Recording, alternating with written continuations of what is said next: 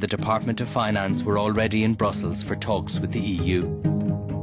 Irish officials had been in Brussels the weekend of the 13th to 14th, discussing with officials there about what a programme might look like, what might go into that. Even at Cabinet, confusion reigned. Dermot Ahern told colleagues that he was briefed by Brian Lenihan before making the strongest denial yet. Minister, where is all this speculation coming from? Is it just total fiction?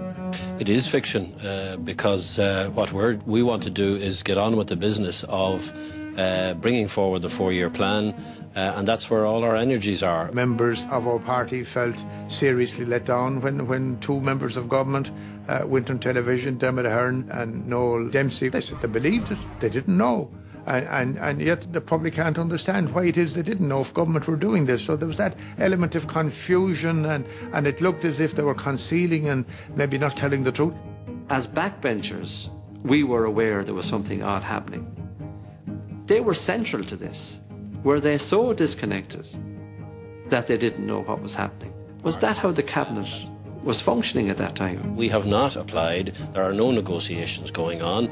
If there were, obviously government would be aware of it, and we are not aware of it. What appears to have happened at government is extraordinary. It appears that ministers weren't told what was really going on and went out in public and flatly denied that talks were going on when they were. That shows a really fundamental breakdown of trust around the Cabinet table, if that is what happened. Statements made by ministers over the course of last weekend and since then have been firmly based on the fact that we were not involved in negotiations, and we're still not involved in negotiations. I said it on a number of occasions. Look, what's the story here? Are the IMF on the way? My inquiries would be directed to the Minister for Finance because he was the man in the hot seat. And the answer that I got back was probably a fairly political answer. Don't worry, we're funded up until July.